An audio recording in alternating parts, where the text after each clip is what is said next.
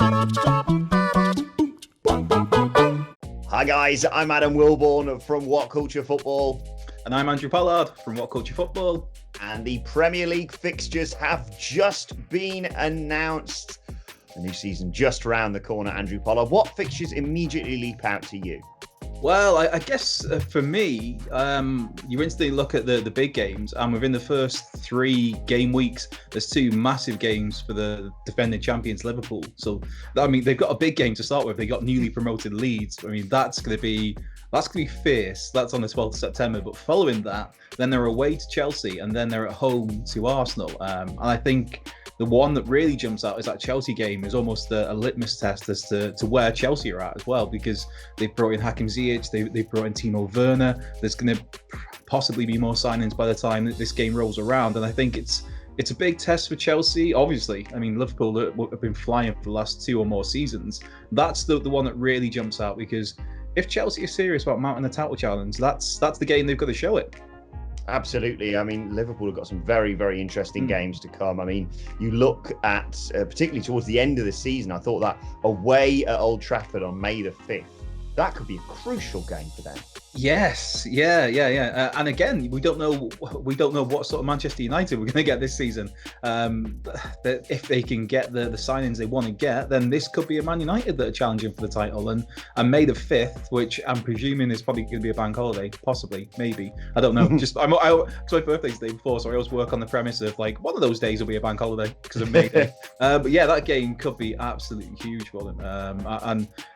There's some I'm looking at the derbies here because we've literally as we're doing this, the fixtures have just come out. So if you see our eyes like flitting around the screen, yeah, it's like there's a lot going on. I mean, I'm looking at the Boxing Day fixtures, looking at the end of the final day. The final day, there's nothing really jumps out to me right now because obviously we don't know how things are what the lay of the land is going to be by then. But just historically, we've got when it comes to the final day, I mean, teams that get promoted more often than not, they're in and around the relegation zone. And you're looking at the final day. There's Leeds against West Brom, which I know Leeds fans have got big aspirations of doing well in the league now, but I'm just talking historically with promoted teams. Then it's normally that 1 year of just kind of let's just scrape by, then push on. So you've got Leeds, West Brom, Leicester, and Spurs on the final day could have implications for European football, as could Wolves and Man United. But yeah, there's a lot of games that are obviously looking great from a neutral fan as well. Yes, we want to talk more about the exciting fixtures, but just to get out some of the other relegation intrigue, opening day, just based on last season, West Ham versus Newcastle. That could be huge in terms of almost kicking off the season the right way for both teams. You throw Newcastle under the bus already.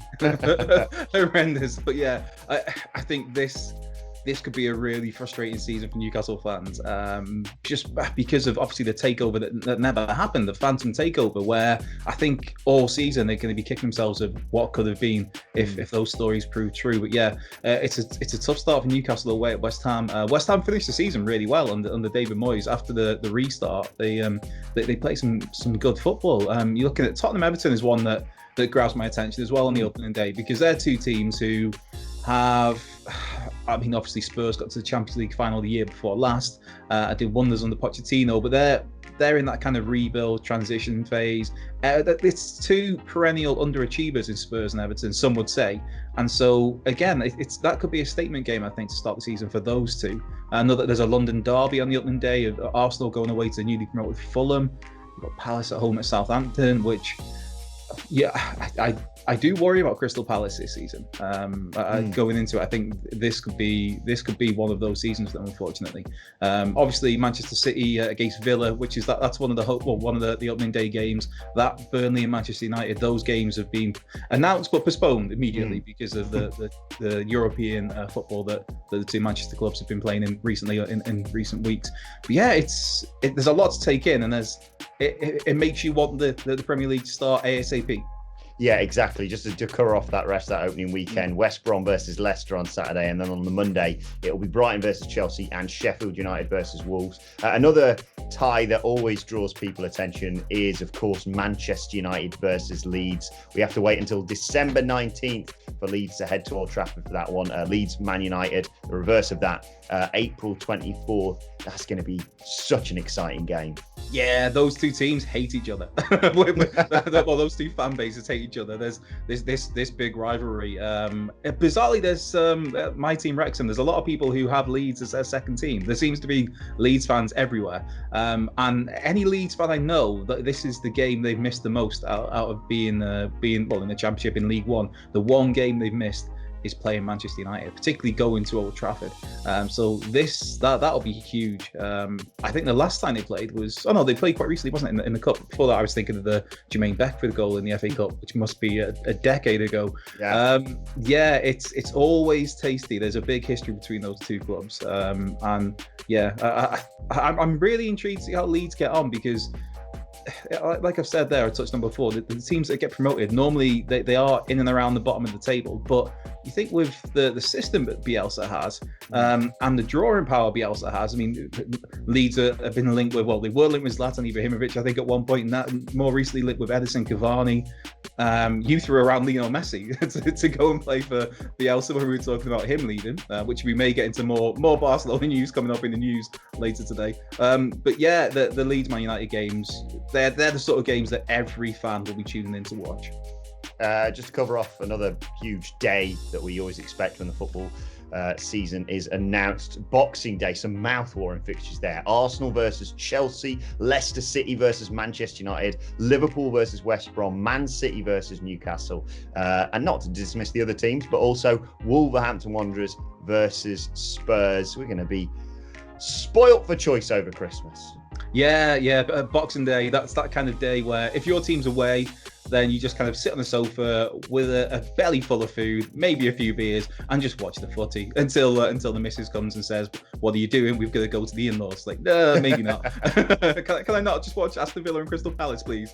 So Boxing Day is shaping up to be great. You look at the games and they're all relatively close. I mean, that's just obviously what the powers that be do with Boxing Day and with New Year's Day. They try and get the teams to have relatively as relatively close as possible games to obviously make travel a bit more doable. But yeah, I think Arsenal Chelsea is the big one for me on Boxing Day. That's again, intrigued to see what Mikel Arteta can do with a full season behind him. And I'd say a full pre-season, but it's not really a full pre-season because of the thing. The Liverpool West Brom as well. I think that could be another interesting one. And Man City Newcastle. Wolves Spurs. I think start the day with Arsenal Chelsea at midday, if that was me, and then later on Wolves and Tottenham to ease it out. And I think that would be a very good Boxing Day. Very quickly, finally, we don't want to dismiss all these teams. We'll obviously go into these fixtures in great more detail over the next few days and weeks and what have you. But the obvious big games you look to is Manchester City versus Liverpool, with them being the two, contenders for the title over the past couple of seasons. Man City versus Liverpool is November 7th. That is actually Man City's first game involving the top four, if I'm not mistaken. And then the reverse of that, Liverpool versus Manchester City, February 2nd. Also want to quickly mention that the week after Man United play Liverpool, Man City face Chelsea. It's all to play for. Yeah, it is. This is just like so much to take in. All in the space of these pictures came out like 20 minutes ago as we were recording this. The Liverpool games there, the Man City, Man United Liverpool followed the following weekend by Manchester City and Chelsea. I know that the big four, the top four, isn't necessarily the top four that we've come to see in recent years, and Wolves are going to be pushing on for that. Maybe Spurs are going to be pushing on to that. Everton, maybe. That's me being optimistic, I think. But you look at those games and I'm looking at the dates, and I feel like I'm looking at like some kind of old computer code of just numbers here on my screen of like trying to process it all. There's massive games. Then you look at what is this season going to come down to, the Premier League season? Is it going to come down to Manchester City and Liverpool again? Is anybody else going to be pushing for that title? And you don't know what to expect, and that's part and parcel of the fun of these games. And I think going back to to circle back to the opening games for Liverpool, it's tough. It's a tough start for them with Leeds, with Chelsea, and with Arsenal. And you're thinking, if they don't get 9 points out of that, which there'd be no shame in that necessarily, because there's particularly the Chelsea game, I think is going to be a tough one. But could somebody else, could Manchester City get that? Obviously, Man City don't play the first weekend, but could somebody get that head start over Liverpool? It's going to be brilliant to watch.